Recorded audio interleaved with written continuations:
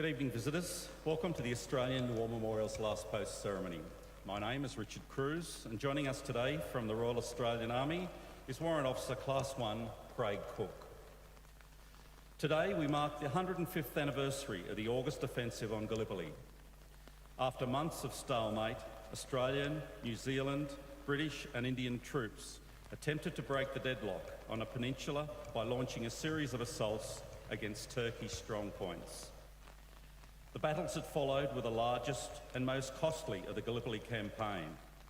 They ended in heartbreaking failure and produced heavy losses on both sides. Many sites of the bloody struggle, Lone Pine, the Neck, Chinook Bear and Hill 60, became familiar names in New Zealand and Australia.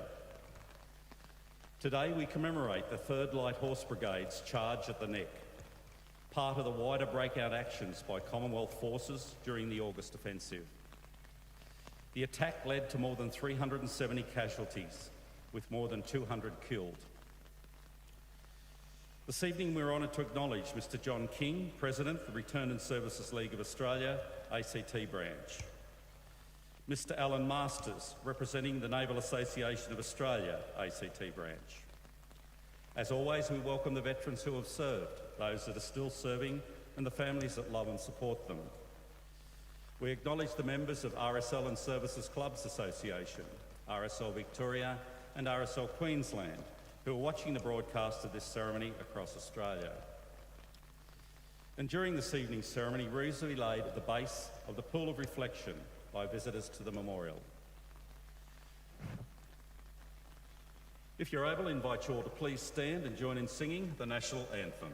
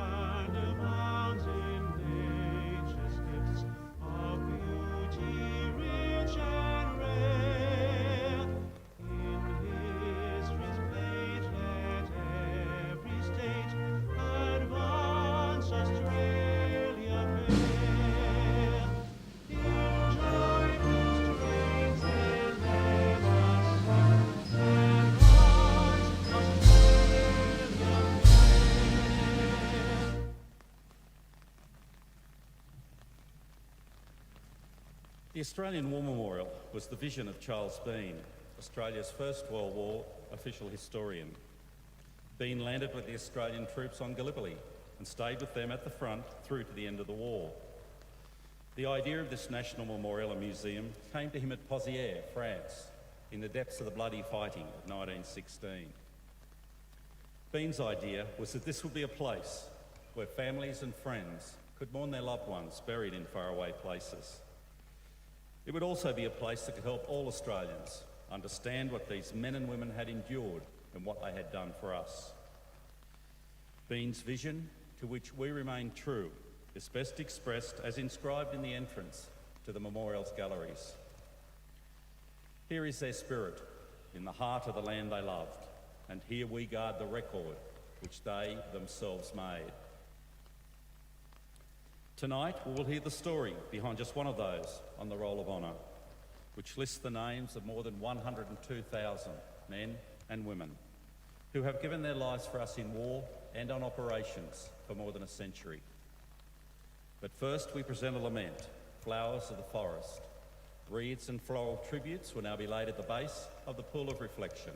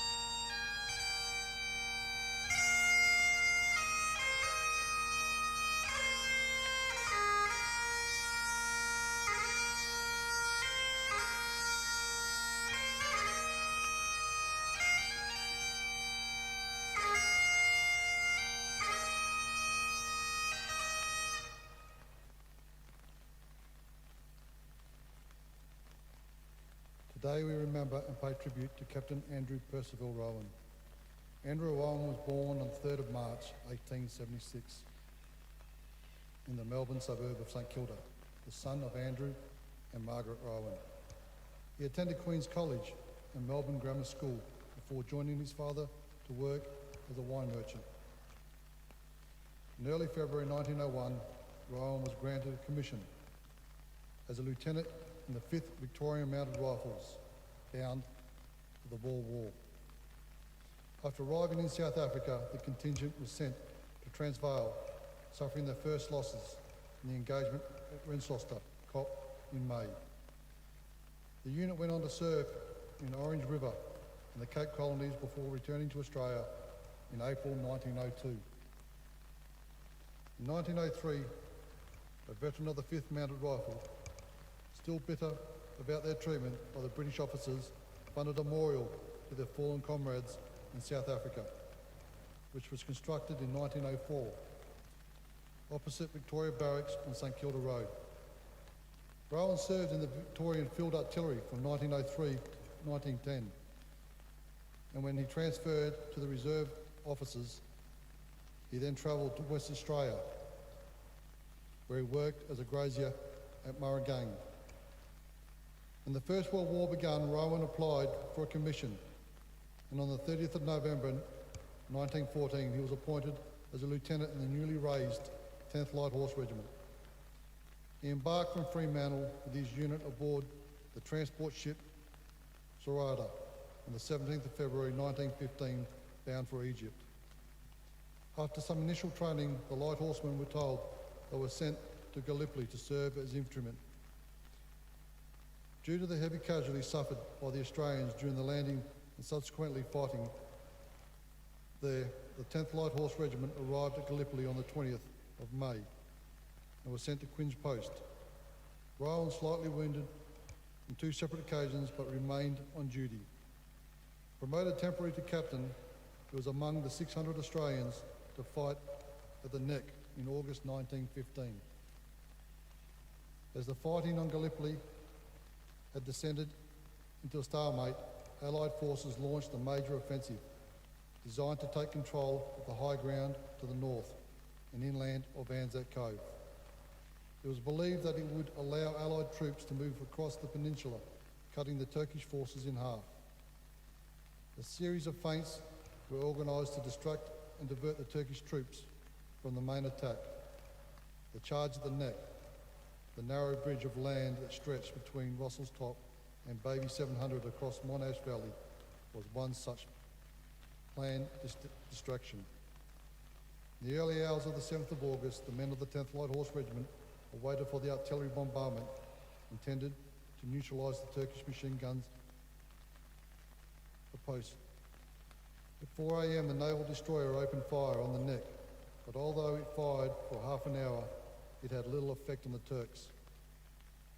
The bombardment ended 7 minutes early, and the Ottoman troops, knowing an attack was coming, had time to man their largely undamaged trenches and set up a test fire of the machine guns. The attack began at 4:30 a.m, and the first wave of the 8th Light Horse went over the top. The 10th Light Horse Regiment War Diary records that almost immediately the first line of ours had left the trenches. Enemy fire and machine gun fire opened up on the parapets. The first and second lines of the charge of the Light Horsemen were mown down by heavy fire. Although a request was made to the brigade headquarters to stop the attack, the 10th Light Horse Regiment was ordered to continue on by sending over its lines of attacking men as planned and capture the Turkish trenches. The men of the 10th Light Horse filed into position, in many places scrambling over the casualties that littered the trenches.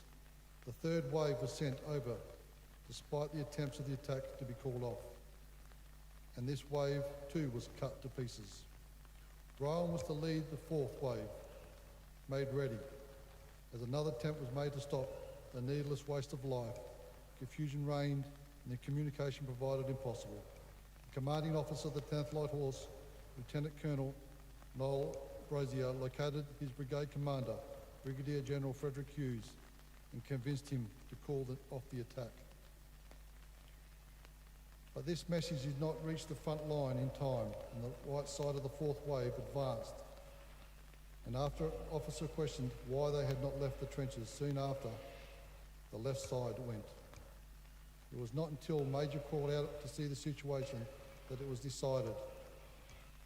It was impossible for men to move forward, yard and live with such hail of well-aimed and distributed rifle and machine gun fire, and the attack was called off. The 8th and the 10th Light Horse Regiments suffered terrible. Over 600 Australians took their part in the attack. 372 became casualties, and of those 234 men were killed, including Rowan.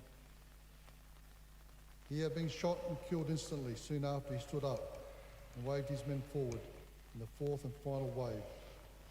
His body falling backwards into the trench, Rowan's remains were laid to rest in Warana Cemetery. Rowan was 39 years old. Today the family motto, Presso Percelsium, I grow through the cross, is inscribed at the bottom of his headstone. His name is listed on the roll of honour on my right amongst the 62,000 Australians who died while serving in the First World War. His photograph is displayed today at the Pool of Reflection. But one of many stories of the service and sacrifice told here at the Australian War Memorial. Now we remember Captain Andrew Percival Rowan, who gave his life for us, for our freedom and the hope of a better world.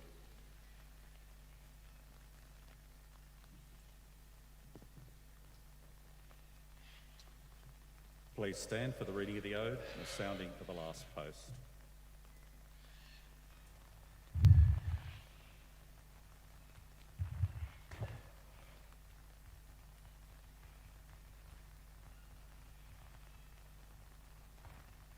They shall grow not old, as we that are left grow old. Age shall not weary them, and nor the years condemn. At the going down of the sun, and in the morning, we shall remember them. We will remember them.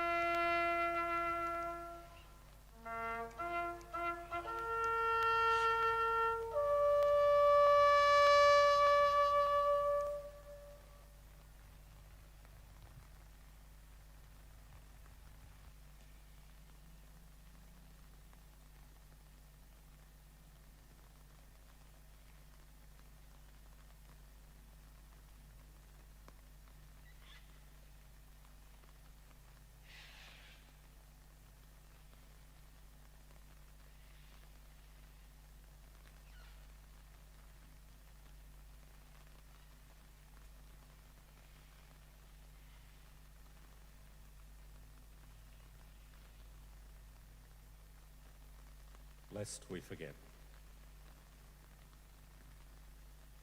We leave you this evening with the words of the memorial's founder, Charles Bean. Many a man lying out there at Pozières or in the low scrub at Gallipoli, with his poor, tired senses barely working through the fever of his brain, has thought in his last moments, well, it's over. But in Australia, they will be proud of this. Ladies and gentlemen, girls and boys, that concludes this evening's last post ceremony. We thank you for visiting the Australian War Memorial and wish you all a very good evening. Thank you.